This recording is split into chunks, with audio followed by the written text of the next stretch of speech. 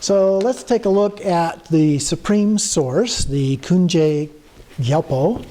And I want to just highlight a few things, and then you can read that and pick up other more detailed things from that.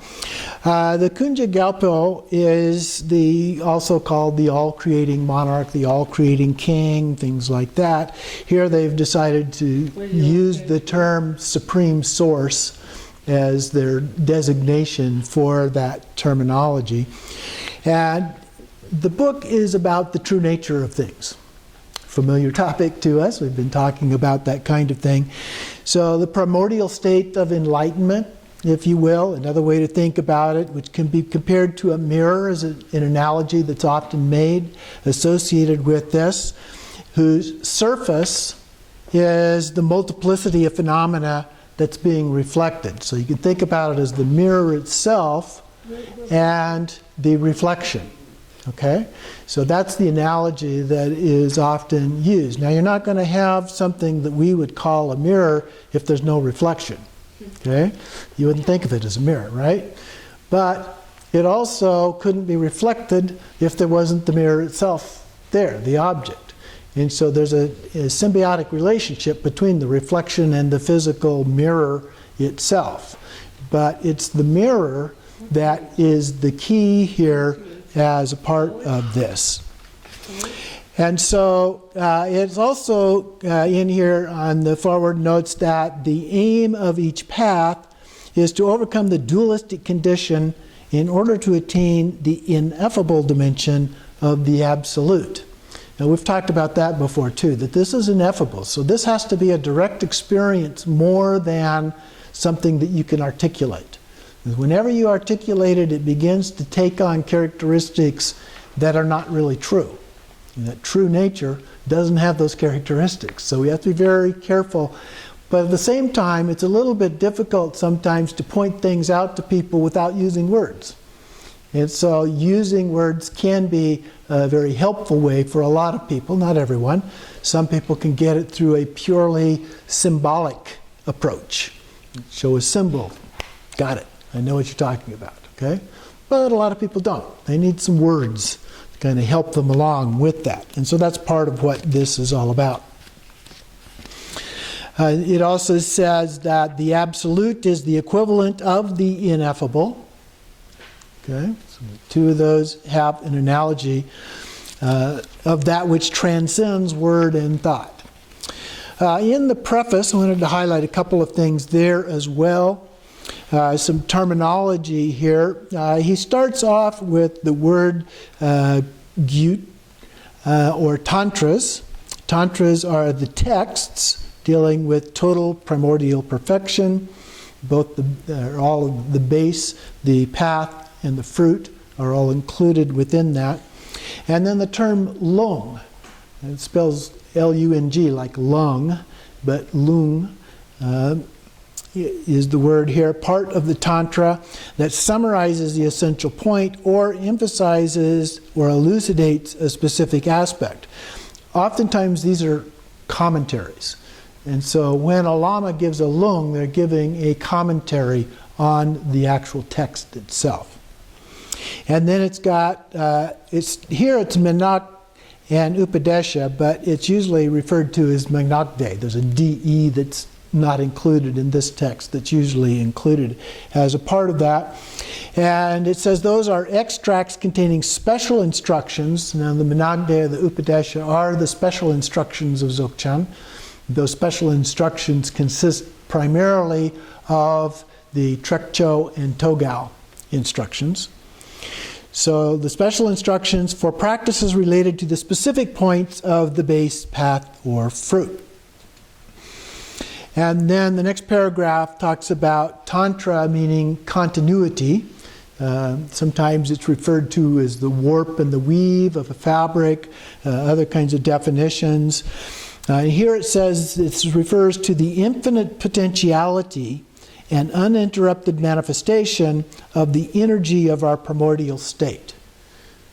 Okay, so it has that potentiality. That's a word that we often use as well when we're talking about this natural state. We talk about mind, for example, pure awareness. Pure awareness represents the potentiality of being aware of something. Okay? So it's that state that leads to the ability to do that. And then being aware of something is the manifestation aspect of the way it's described here.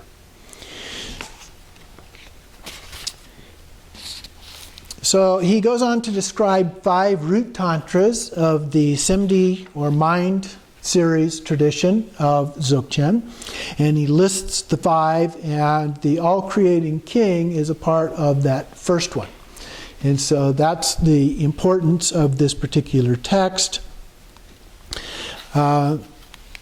He mentions that this is the true meaning of our primordial state, that by its own nature, it contains all the qualities of self-perfection, together with the capacity to manifest them without needing to create them, nor to rely on any effort. They already exist. Okay? We don't have to do anything to create them.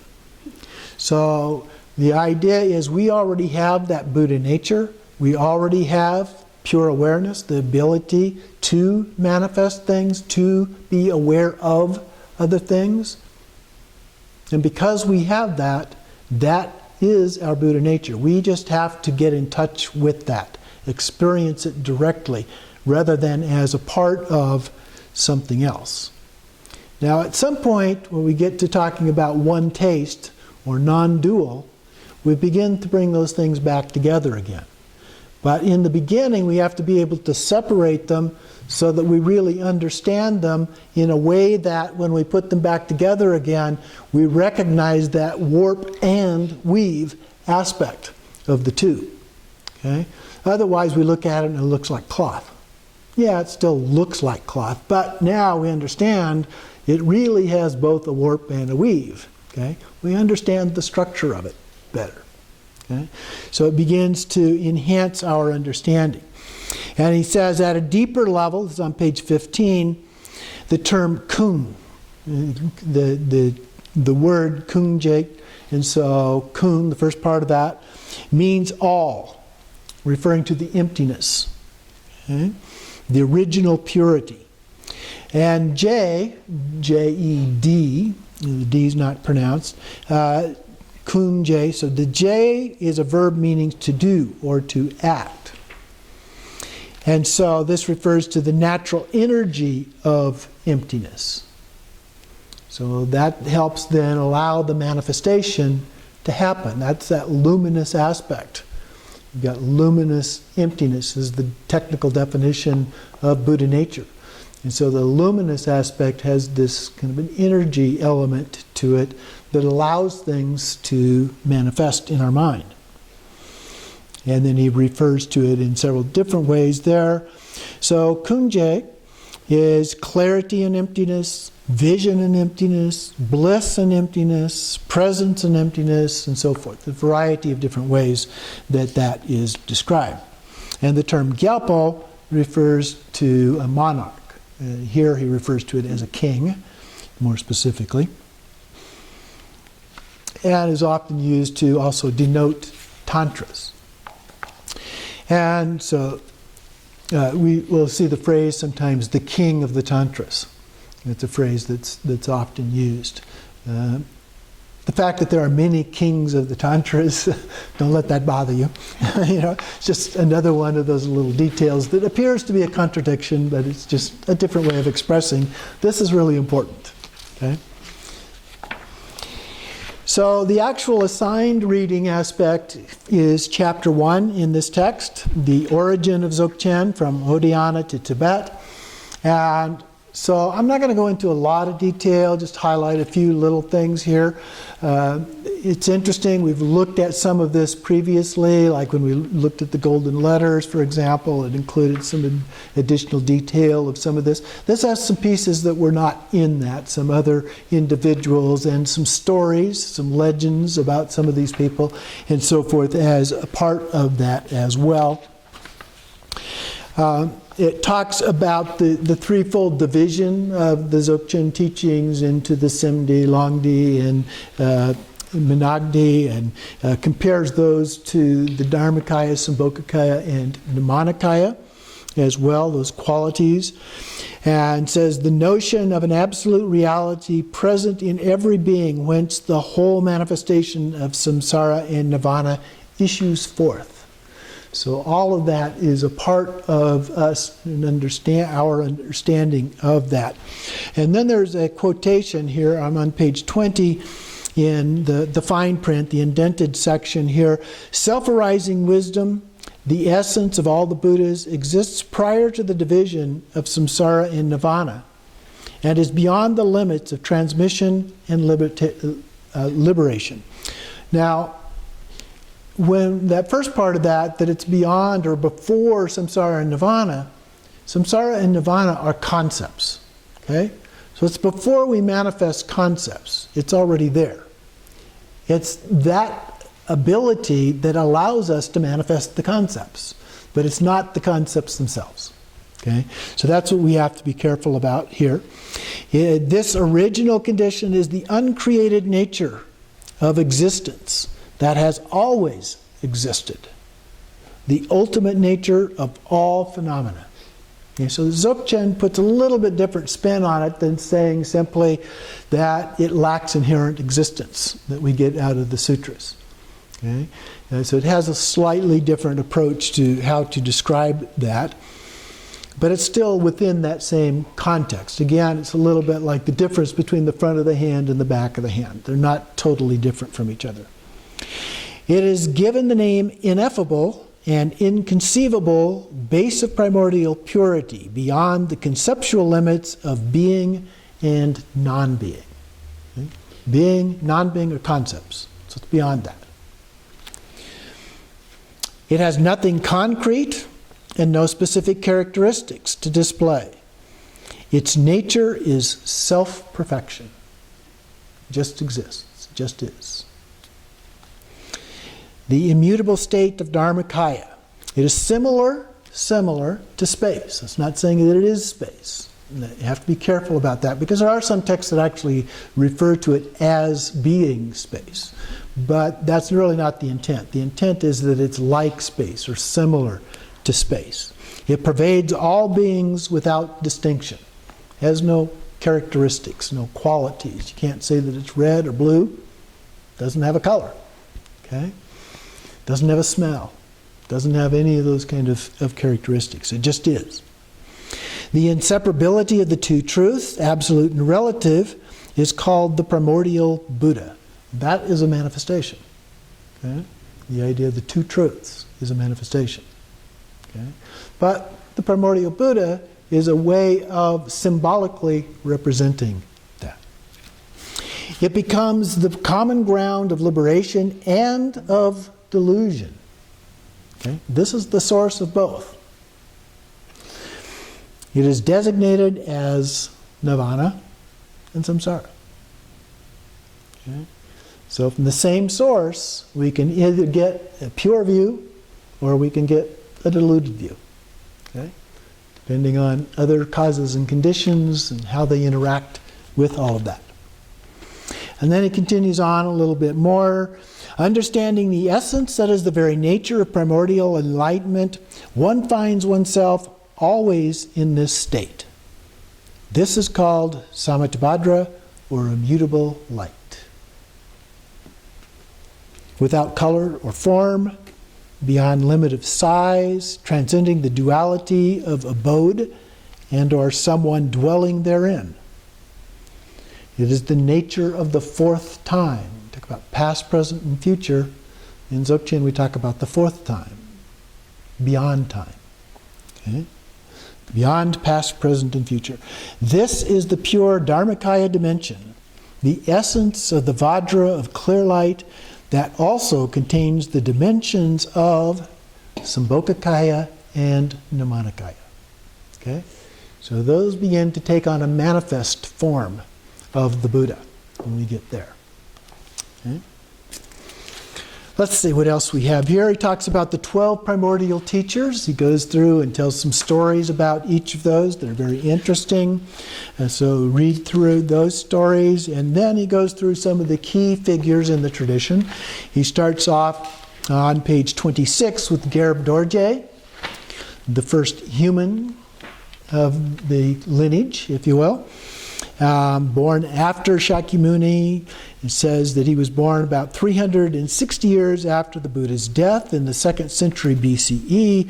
But if you read this carefully, you'll begin to find that there are some issues in terms of how you piece these things together, in terms of lifetimes of some of these people, and how they match up or don't match up oftentimes.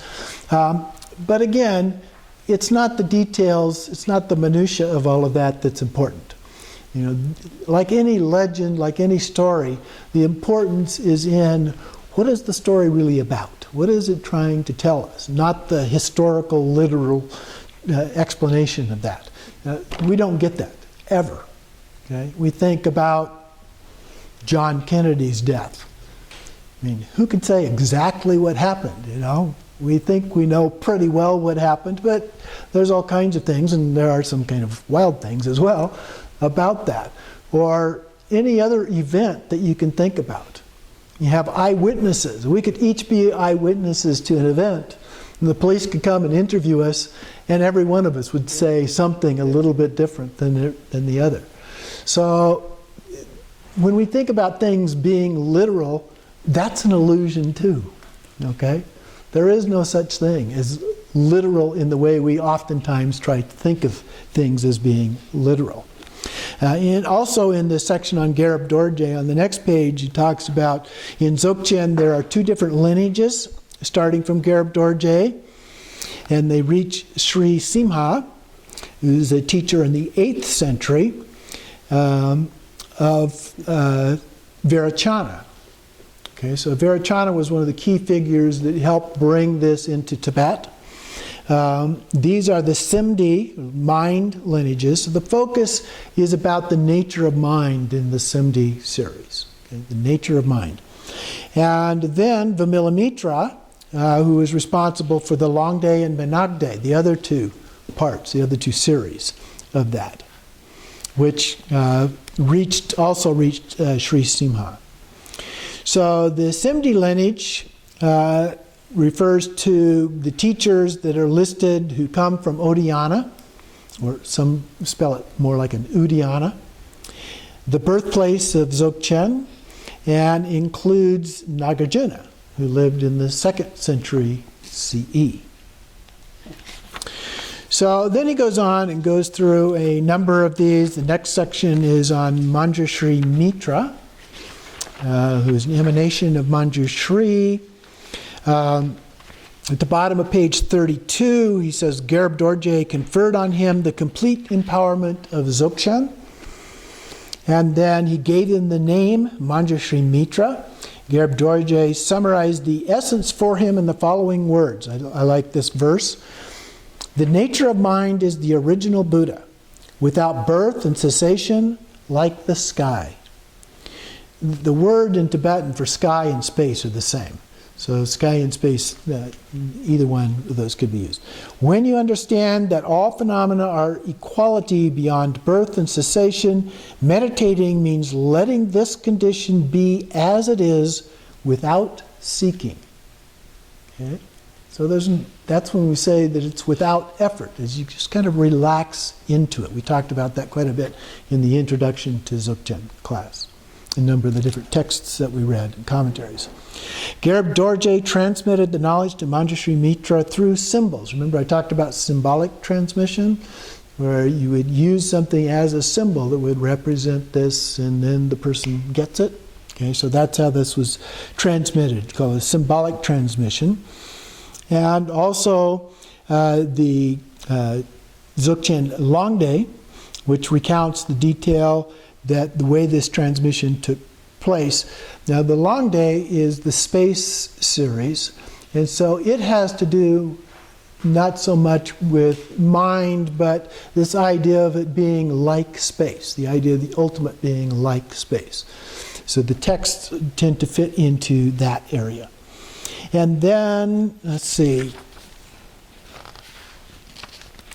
The next, he talks about the lineage of teachers from Odhyana and India, and goes through a number of individual teachers and cites verses.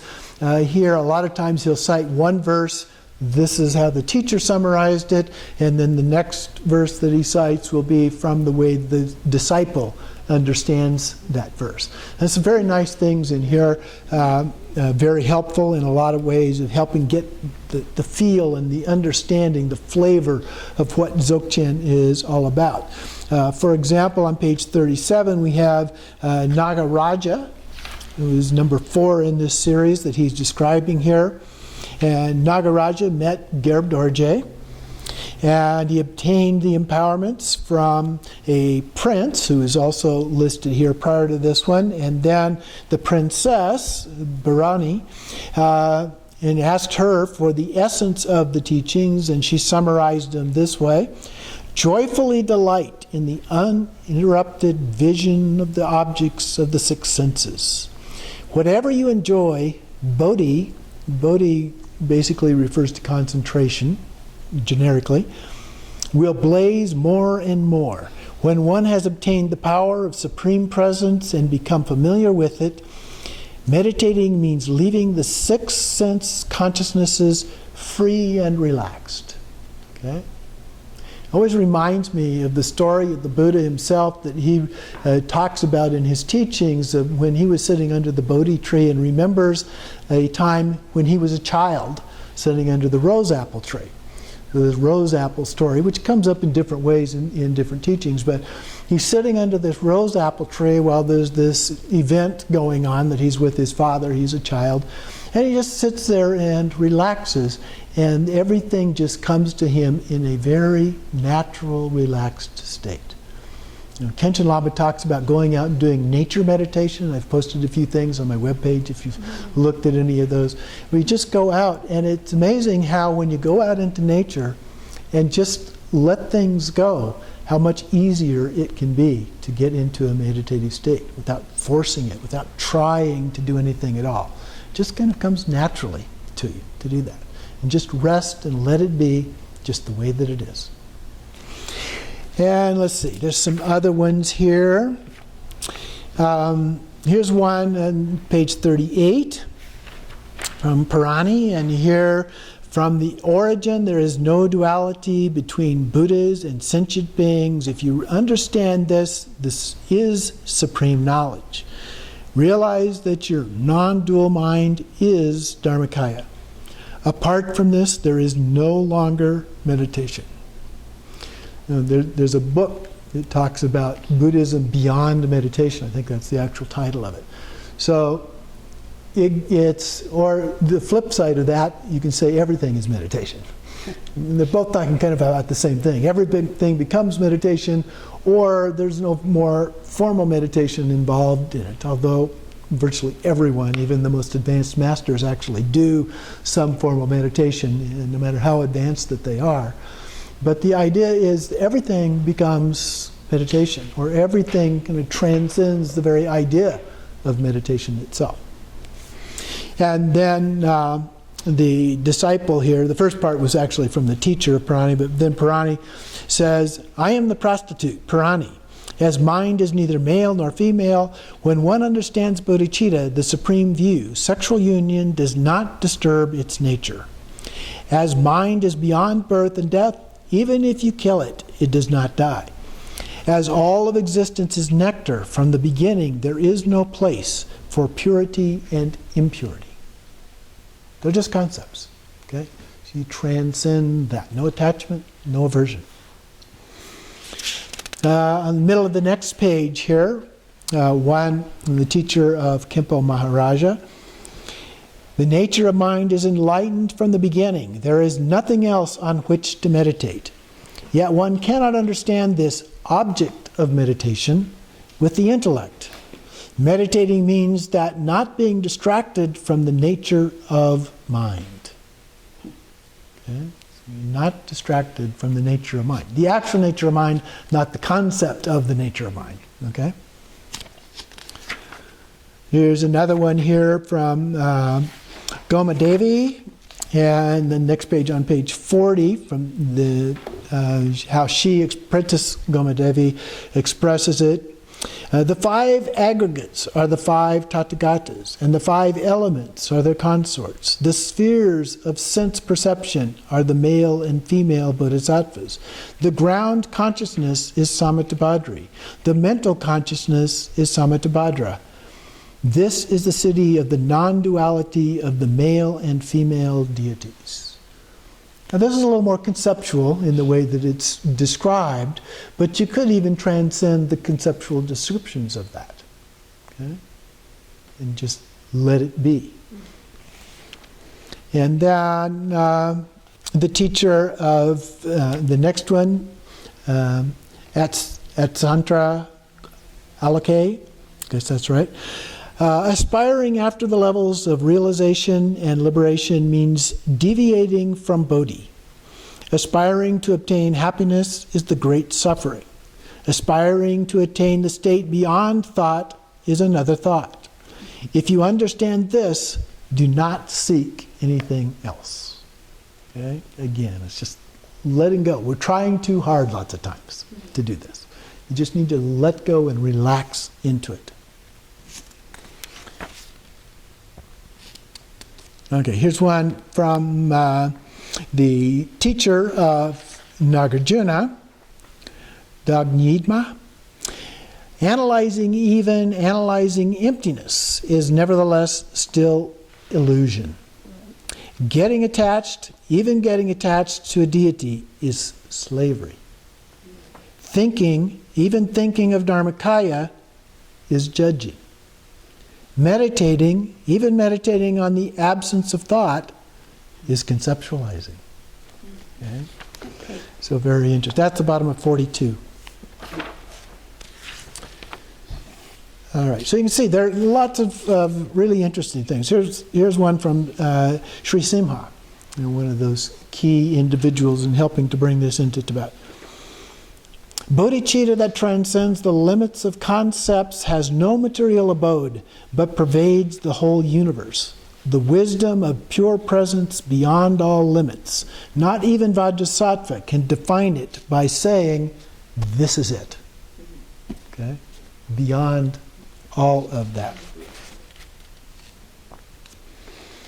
And throw in one here from Sri Simha then, teaching Vimalamitra. Without having to be forsaken the 5 poisons or the 5 great wisdoms, without having to be eliminated, samsara is totally pure from the beginning. If you understand that enlightenment is your own mind, there is no other meditation. Just is. Then he goes on with the story more about Sri Simha and his teaching. Of course, he's got historical importance because of his connection with Udayana in the 8th century and transmitting of the Semde and Longdi teachings to Vairochana. And so had a great influence on what was actually brought to Tibet in that transmission. Then there's one on the translator Vairochana. He was Tibetan. He went to India and brought texts back and translated them. He met Vairochana and was introduced to the Tantras, instructions of the Semde and Longdi series, Minagdi, which were transmitted by Padmasambhava and later by Vimalamitra.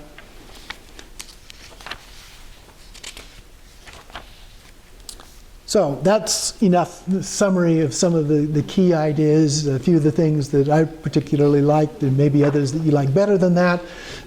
Certainly interesting to take a look at some of the background as it's understood in the tradition related to some of these key figures as a part of this, and to have at least a general understanding of who these people are or were, and how they had influence on what these teachings are as they have come down to us. Because without them, we wouldn't be doing this right now.